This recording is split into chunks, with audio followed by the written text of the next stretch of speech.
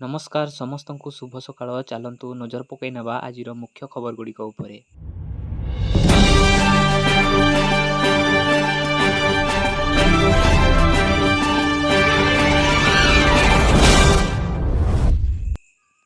Vigilance ଟିମ୍କୁ ଦେଖି ଚେତା ହରାଇଥିବା କନିଷ୍ଠ ଯନ୍ତ୍ରୀଙ୍କ ଘରୁ ବାହାରିଲା ବିଡ଼ା ବିଡ଼ା ନୋଟ୍।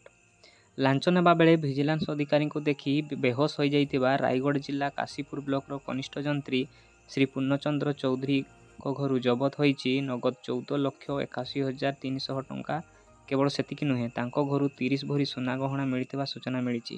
ଏହା ସହିତ ତାଙ୍କର ଏକାଧିକ ପ୍ଲଟ୍ ଠାବ କରାଯାଇଛି। ପରବର୍ତ୍ତୀ ଖବର, ବାଂଲାଦେଶରେ ଏବେ ସ୍ୱାସ୍ଥ୍ୟ ସଙ୍କଟ, ଆନ୍ଦୋଳନକୁ ଓହ୍ଲାଇଲେ ଡାକ୍ତର।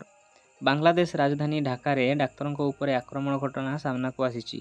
ଏହାକୁ ନେଇ ଏବେ ଦେଶବ୍ୟାପୀ ଡାକ୍ତର ଆନ୍ଦୋଳନକୁ ଓହ୍ଲାଇଥିବା ବେଳେ ସ୍ୱାସ୍ଥ୍ୟ ସଙ୍କଟ ଉପୁଜିଛି। ଉଲ୍ଲେଖଯୋଗ୍ୟ ଯେ ଢାକା ମେଡିକାଲ କଲେଜ ହସ୍ପିଟାଲରେ ଡାକ୍ତରଙ୍କ ଅବହେଳା ପାଇଁ ଜଣେ ଛାତ୍ରଙ୍କ ମୃତ୍ୟୁ ହେବା ପରେ ଏପରି ପରିସ୍ଥିତି ସୃଷ୍ଟି ହୋଇଛି। ପରବର୍ତ୍ତୀ ଖବର, ୟୁଜର୍ସଙ୍କୁ ବ୍ୟାଙ୍କ ପକ୍ଷରୁ ସତର୍କତା, ଏସ୍ଏମ୍ଏସ୍ରୁ ଆକାଉଣ୍ଟରୁ ଖାଲି ହୋଇପାରେ ଟଙ୍କା।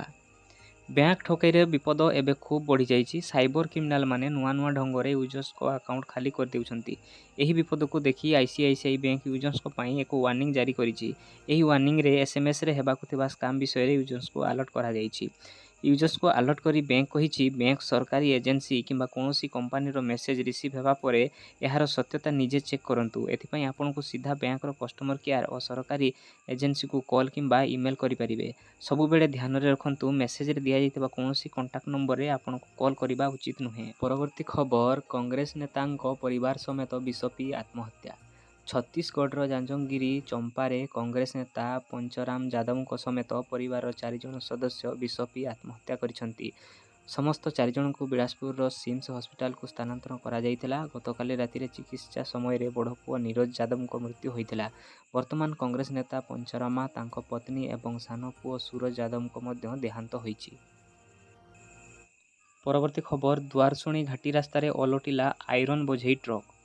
ଦୁଆରଶୁଣି ଘାଟି ରାସ୍ତାରେ ଏକ ଆଇରନ୍ ବୋଝେଇ ଟ୍ରକ୍ ଓଲଟି ପଡ଼ିଥିବା ଜଣାପଡ଼ିଛି। ବାଙ୍ଗିରିପୋଷି ଦେଇ ଯାଇଥିବା 49 ନମ୍ବର ଜାତୀୟ ରାଜପଥର ଦୁଆରଶୁଣି ଘାଟି ରାସ୍ତାରେ ଏକ ଆଇରନ୍ ବୋଝେଇ ଟ୍ରକ୍ ଓଲଟି ପଡ଼ି ଦୁର୍ଘଟଣାଗ୍ରସ୍ତ ହେବାରୁ ଚାଳକ ଜଣକଙ୍କ ମୃତ୍ୟୁ ଘଟିଛି। ଅନ୍ୟପଟରେ ହେଲ୍ପର ଜଣକ ଗୁରୁତର ଆହତ ହୋଇଥିବା ଜଣାପଡ଼ିଛି।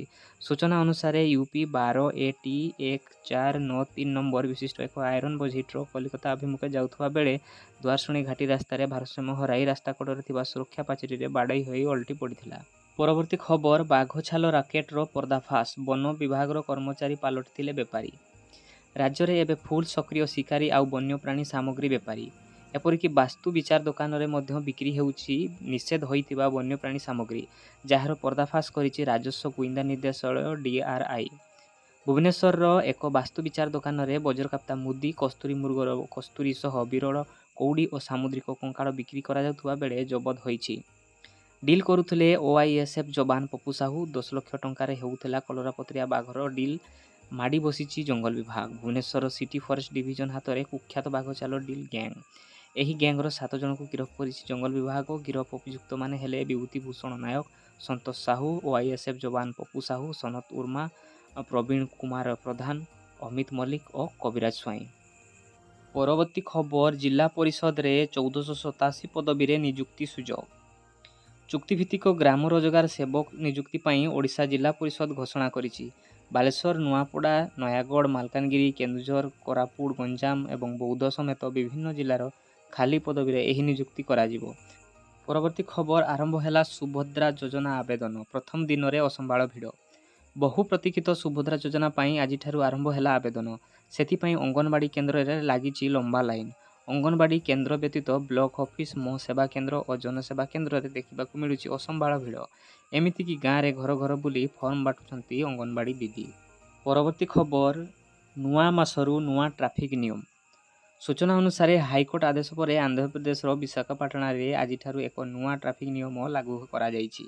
ଏହି ନିୟମ ଅନୁସାରେ ବାଇକ୍ ଚଳାଇବା ସମୟରେ ପଛରେ ବସିଥିବା ବ୍ୟକ୍ତିଙ୍କୁ ମଧ୍ୟ ହେଲମେଟ୍ ପିନ୍ଧିବା ବାଧ୍ୟତାମୂଳକ କରାଯାଇଛି। ସହରରେ ବୃଦ୍ଧି ପାଉଥିବା ଘଟଣା ମାମଲାକୁ ଦୃଷ୍ଟିରେ ରଖି ସରକାର ଏଭଳି ଏକ ନିଷ୍ପତ୍ତି ନେଇଛନ୍ତି। ତେବେ ଏହି ନିୟମକୁ ଉଲ୍ଲଂଘନ କଲେ ସରକାରଙ୍କ ତରଫରୁ 1035 ଟଙ୍କା ଜରିମାନା ଆଦାୟ କରାଯିବ। ଏହା ବ୍ୟତୀତ 3 ମାସ ପର୍ଯ୍ୟନ୍ତ ଚାଳକଙ୍କ ଡ୍ରାଇଭିଂ ଲାଇସେନ୍ସକୁ ରଦ୍ଦ କରାଯିବ। ତେବେ ଜରିମାନାରୁ ରକ୍ଷା ପାଇବା ପାଇଁ ଯେକୌଣସି ହେଲମେଟ୍ ଗ୍ରହଣ କରାଯିବ ନାହିଁ। ଏଥିପାଇଁ ଚାଳକ ଏବଂ ପଛରେ ବସିଥିବା ବ୍ୟକ୍ତିଙ୍କୁ IASI ମାର୍କା ହେଲମେଟ୍ ପିନ୍ଧିବା ଅନିବାର୍ଯ୍ୟ ଅଟେ। ପରବର୍ତ୍ତୀ ଖବର, ନୂଆ ମାସରୁ ବଢ଼ିଲା ଗ୍ୟାସ୍ ଦର। ଜୁଲାଇ 1ରେ ବାଣିଜ୍ୟିକ ଗ୍ୟାସ୍ ସିଲିଣ୍ଡରର ମୂଲ୍ୟ 30 ଟଙ୍କା ହ୍ରାସ କରାଯାଇଥିଲା। ଜୁଲାଇ 1ରୁ ଦିଲ୍ଲୀରେ ବ୍ୟବସାୟିକ ଗ୍ୟାସ୍ ସିଲିଣ୍ଡରର ମୂଲ୍ୟ 1446 ଟଙ୍କାକୁ ବୃଦ୍ଧି କରାଯାଇଥିଲା। ତେବେ ଜୁଲାଇରେ ଏକ ମାସ ପୂର୍ବରୁ ଅର୍ଥାତ୍ ଜୁନ୍ 1ରେ ବ୍ୟବସାୟିକ ଏଲ୍‌ପିଜି ସିଲିଣ୍ଡର ମୂଲ୍ୟ 59 ଟଙ୍କା 50 ପଇସା ହ୍ରାସ କରାଯାଇଥିଲା। ଏହି ନିଷ୍ପତ୍ତି ପରେ ବିକ୍ରୟ ମୂଲ୍ୟ 1676 ଟଙ୍କା ହୋଇଗଲା।